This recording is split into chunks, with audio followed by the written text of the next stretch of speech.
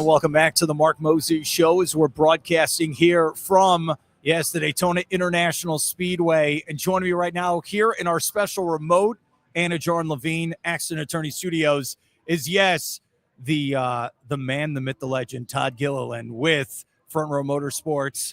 Todd, how you doing today, buddy?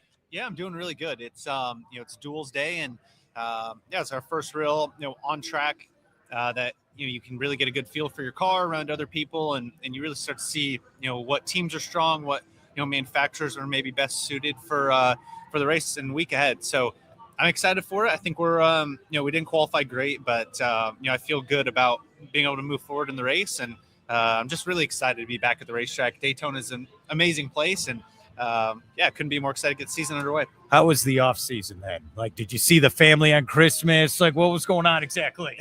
So I'm very excited for the season start, but by the end of the season, I was really ready for a break and really enjoyed the off season. So right after Phoenix, we went on a couple vacations, but pretty much after that, we stayed home for it seemed like a couple months. So it was nice and easy. Had all our family over to our house for Thanksgiving and Christmas. So got all the family together and saw everyone a lot.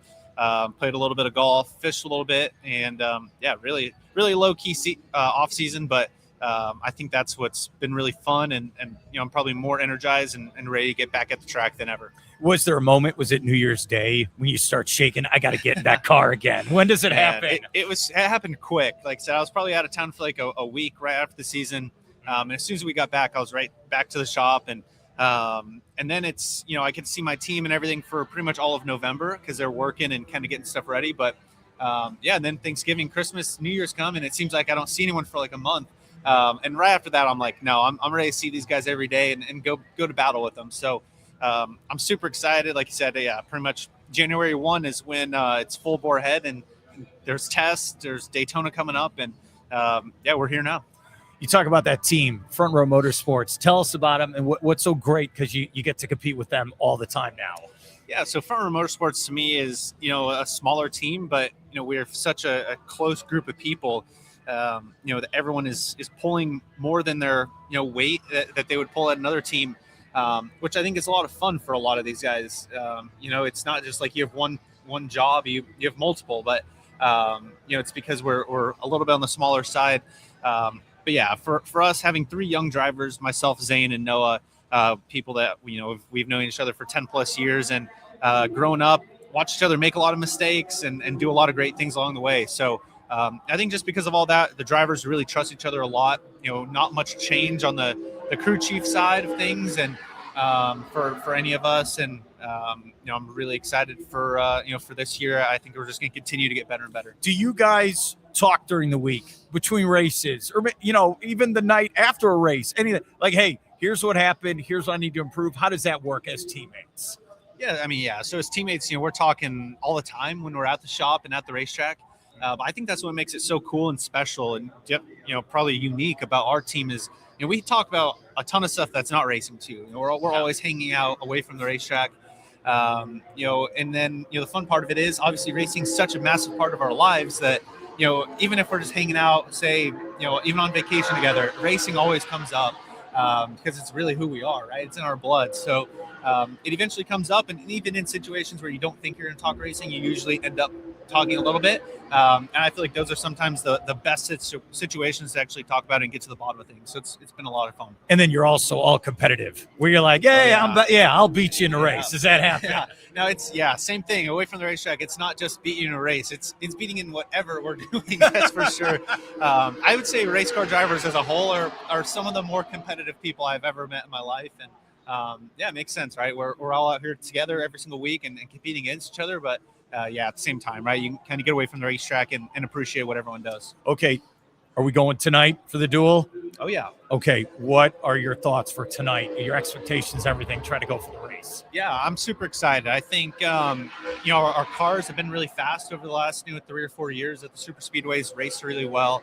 A second place last time at a super speedway at Talladega to finish last year. So I think that was really valuable, seat time and experience for me at the front of the pack, more so than, middle of the pack, because you have to be able to put yourself in those positions to really learn those next few steps. to actually finishing out one of these races. So I'm excited about it. The duels is another great opportunity with only half the field to, work your way to the front and get more of that experience. So, I have one of my teammates, Zane Smith, in the second duel with me. Obviously, a lot of track position to be gained for, Sunday's race. So, yeah, tonight's a big night, and then we have a couple more boring days. Friday, Saturdays is not so exciting with just one practice. But yeah, tonight's probably our biggest tail sign of how we're actually going to race in the 500. So I'm really excited. Okay, take us to Sunday. What is your schedule like? Do you sleep the night before? Do you eat light in the morning? What happens exactly? Yeah, so I mean, you want to say it's just another Sunday, right? We do this every single Sunday, pretty much from here till November. But it's hard to say that for the Daytona 500, right? You're super busy.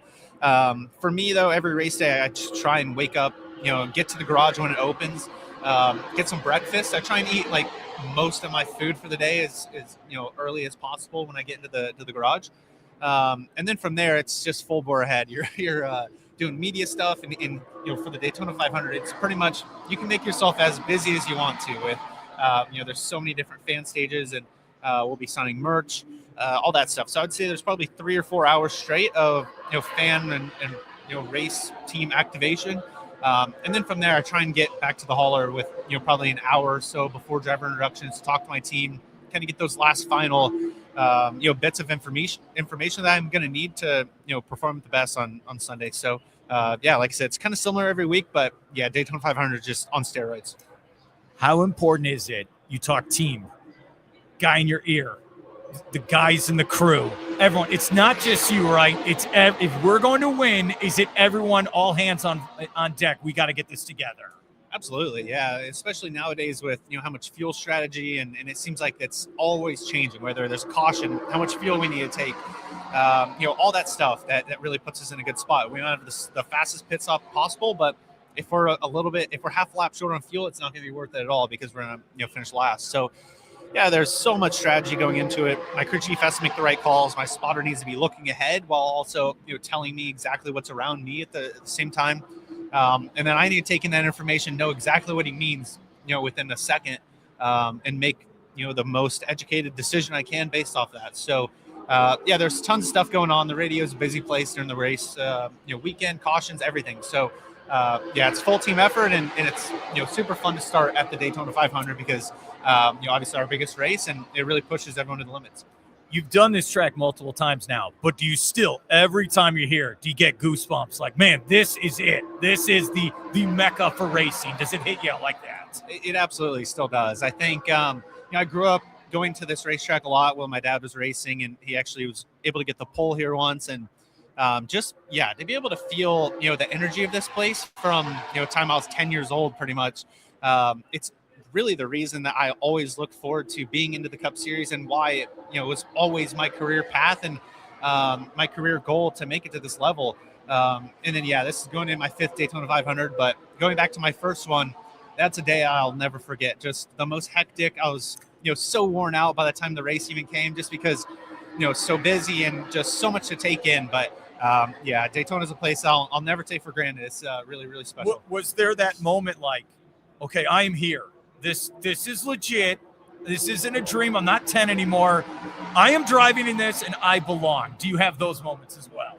Absolutely, yeah. That my first Daytona 500, I was kind of a deer in headlights, honestly. I think just being out there with guys I had watched my whole life, right? Kevin Harvick, Kyle Busch, Denny Hamlin, just all the greats. And then finally sharing the track with them was really cool, but also really took some getting used to, because, like you mentioned, right, there's a time where you can say you believe that you belong, but it really, that confidence is really hard to manufacture. You really have to just go out there and believe it in your heart. So that just takes reps and just takes time and races. So my first one, as soon as I got into the car and I was like finally by myself and kind of silent for a second, I was like, wow, this is amazing. This is actually happening, and want to make most of it.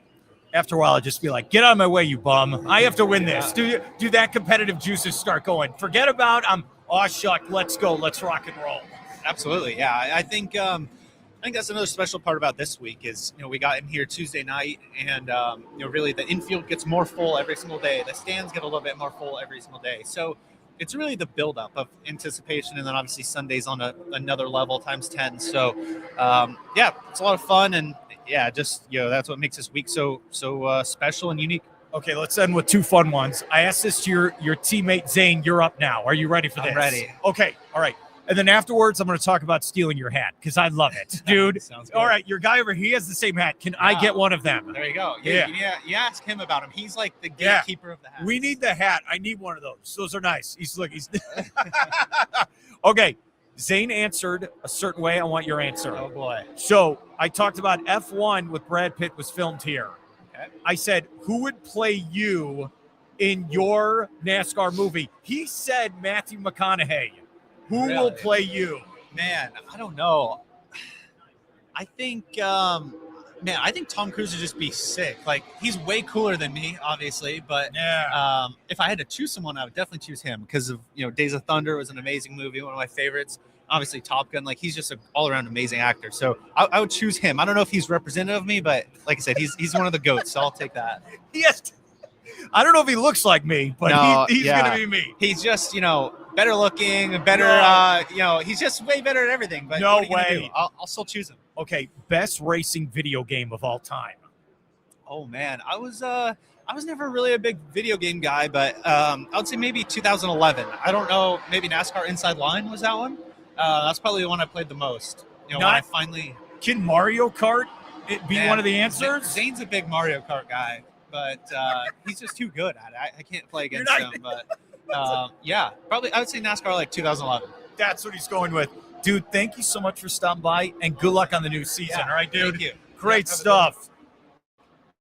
We'll come back more here from the Daytona International Speedway.